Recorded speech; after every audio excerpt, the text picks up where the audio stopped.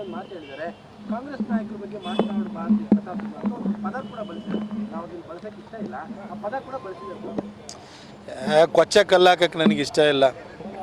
ನಾರ್ತಿರ ಕೊಚ್ಚಗೆ ಯಾವನಾರು ಇದು ತಿಳಿಗೇಡಿಗಳಷ್ಟೇ ಕಲ್ಲಾಕಕ್ಕೆ ಸಾಧ್ಯ.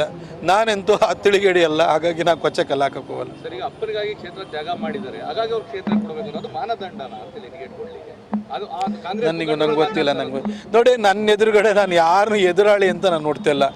ನಾನು ಮೋದಿಜಿಯವರು ಕೊಟ್ಟಿರುವಂತಹ ಅಭಿವೃದ್ಧಿ ಕಾರ್ಯಗಳನ್ನು ಮೈಸೂರು ಜನಕ್ಕೆ ತಲುಪಿಸುವಂಥ ಕೆಲಸವನ್ನು ಮಾಡಿದ್ದೀನಿ. ನಾನು 2014ರಲ್ಲಿ ಗೆದ್ದಿದ್ದು ಮೋದಿಜಿ ಹೆಸರಲ್ಲಿ, 2019ರಲ್ಲಿ ಗೆದ್ದಿರೋದು ಮೋದಿಜಿ ಹೆಸರಲ್ಲಿ. ಈ ಎರಡೂ ಟರ್ಮಲ್ಲೂ ಕೂಡ 10 ವರ್ಷಗಳಿಂದ ಮೋದಿಜಿಯವರು ಏನೇನು ಯೋಜನೆ ಕೊಟ್ಟಿದ್ದಾರೆ ಅದನ್ನು ತಂದು ಅನುಷ್ಠಾನ ಮಾಡಿದ್ದೀನಿ. 2024ರಲ್ಲೂ ಕೂಡ ಮೋದಿಜಿಯವರ ಹೆಸರು ಹೇಳ್ಕೊಂಡೆ ನಾನು ಚುನಾವಣೆಗೆ ಹೋಗೋನು. ನನಗೆ ಇಲ್ಲಿ ಬೇರೆ ಎದುರಾಳಿ ನಾನು ನೋಡೋಕ್ಕೂ ಇಲ್ಲ. ಮೋದಿಜಿ ಹೆಸರು ಮುಂದೆ ಯಾವುದೂ ನಿಲ್ಲಲ್ಲ. ಅದು ಮೈಸೂರು ಕೊಡಗಿನ ಜನ 2 ಸರಿ ಉತ್ತರ ಕೊಟ್ಟಿದ್ರೆ 3ನೇ ಸರಿ ಅದೇ ಉತ್ತರ ಕೊಡ್ತಾರೆ. ಈಗ ತಾವು ಒಂದ್ ಕಡೆ ಕುಮಾರಸ್ವಾಮಿ ಅವರು ಬೆಂಬಲ ಕೇಳಿದ್ರೆ, ಮತ್ತೊಂದು ಕಡೆ ಜೆಡಿಎಸ್ ಸಹ ಕ್ಷೇತ್ರಕ್ಕಾಗಿ ಪಟ್ಟಿದೆ ಅನ್ನೋದು ಕಾಂಗ್ರೆಸ್ ನಾಯಕರುಗಳೇ ಹೇಳ್ತಾ ಇರುವಂಥದ್ದು. ಕಾಂಗ್ರೆಸ್ನವ್ರಿಗೆ ಫಸ್ಟ್ ಅವ್ರ ಕ್ಯಾಂಡಿಡೇಟ್ ಯಾರು ಅಂತ ಘೋಷಣೆ ಮಾಡೋಕ್ಕೆ ಕೇಳಿ. ಊರಿನ ಮುಸಾಬರಿ ಅವ್ರಿಗೆ ಯಾಕೆ? ಪಾಪ ಅವರು ಎಲ್ಲ ಮಂತ್ರಿಗಳು, ಯಾರ್ಯಾರು ಪ್ರಾಯ ಆಗಿರೋ ಮಂತ್ರಿಗಳೆಲ್ಲ ಇದ್ದಾರೆ.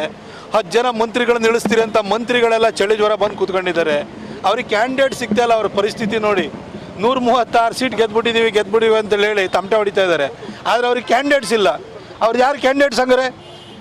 ಮೈಸೂರಿಗೆ ಯಾರು ಅವ್ರ ಕ್ಯಾಂಡಿಡೇಟು? ಚಾಮರಾಜನಗರಕ್ಕೆ ಅವ್ರ ಕ್ಯಾಂಡಿಡೇಟ್ ಯಾರು? ಮಂಡ್ಯಕ್ಕೆ ಅವ್ರ ಕ್ಯಾಂಡಿಡೇಟ್ ಯಾರು? ಯಾರು ಕ್ಯಾಂಡಿಡೇಟೇ ಇಲ್ಲ. ಮಂತ್ರಿಗಳನ್ನ ನಿಲ್ಲಿಸಬೇಕಾದಂಥ ದೈನೈಶ್ಯ ಸ್ಥಿತಿ ಬಂದೋಗಿದೆ.